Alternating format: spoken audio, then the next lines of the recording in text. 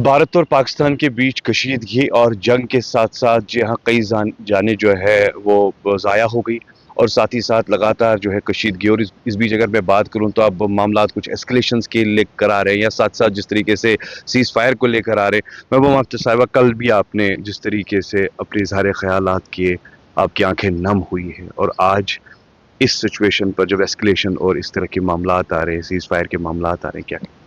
देखिए, दहशतगर्दी कोई भी बर्दाश्त नहीं कर सकता है, मगर दहशतगर्द अगर हमारी जो फॉरेन पॉलिसी है कि हम कब सुलह करें कब जंग करें, अगर उसका फैसला उनके एक्शन से होता है तो मुझे लगता है कि वो दोनों मुल्कों के लिए बहुत ही नुकसानदेह है। जैसे कि आपने देखा, पहलगाम का हादसा हो और उसके बाद हमारे दोनों तरफ से एक जंगी माहौल पैदा हो गया, जिसमें हमारे सैकड़ों दोनों तरफ से जो बेचारे बेगुनाह शहरी, जिसमें बच्चे, औरतें, बुजुर्ग लोग मारे गए, जख्मी हुए, बहुत नुकसान हुआ दोनों तरफ से, और हासिल कुछ भी नहीं।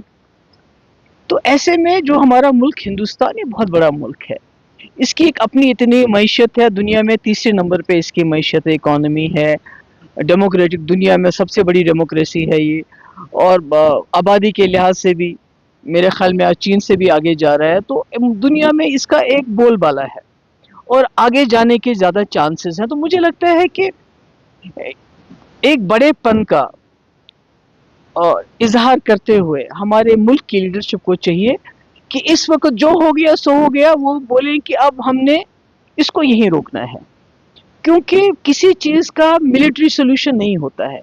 कई जंगें हो गई है हमारे मुल्क और पाकिस्तान के बीच में, मगर उसके बाद भी तो जो बातचीत से हल हो सकती है, इफ़ाम तहफ़ीम से हल हो सकती है, पॉलिटिकल प्रोसेस से हल हो सकती है, जैसे वाजपेयी के टाइम में एक पेशरफ्त हुई थी। तो मुझे लगता है आज भी हमें मिलिट्री सोल्यूशन से को अलग करके एक पॉलिटिकल सोल्यूशन की ज़रूरत है। उसमें मुझे लगता है कि हमारे मुल्क का बहुत बड़ा रोल बनता है, पाकिस्तान को भी चाहिए। पाकिस्तान से भी मैंने अपील की कि ये जो मामला मसला है इस वक्त हालात है, उससे ज़्यादा, सबसे ज़्यादा हम जम्मू कश्मीर के लोग पिस रहे हैं। हमारे हस्पताल भर गए हैं, चाहे उड़ी हो, चाहे राजौरी हो, पुंछ हो, बारामूला हो, तो हम, और घर हमारे बॉर्डर्स पे गरीब लोगों के तबाह हो रहे हैं। तो हासिल क्या है? तो मुझे लगता है दोनों मुल्क मिल बैठें, एक जगह बैठें और कोशिश करें कि आपस में हम मिलजुल के तरक्की करें, आगे चलें, क्योंकि वहाँ भी गुर्बत बहुत है, यहाँ भी गुर्बत बहुत है।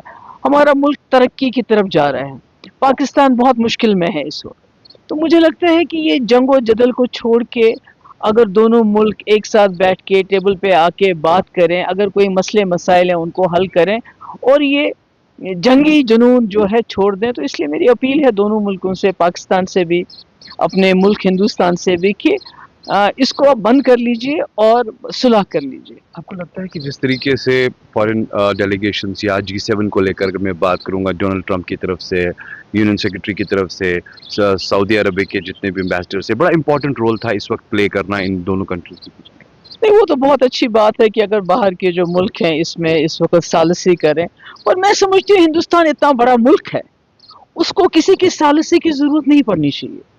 जैसे मुफ्ती साहब कहते थे कि हिंदुस्तान को बड़े भाई का रोल अदा करना पड़ेगा, वो बड़े भाई बन जाए। जैसे बड़ा भाई अपने छोटे भाई को कभी डांटता भी है, कभी गुस्सा भी करता है, मगर अपना छोटा भाई समझ के उसको समझाता भी है।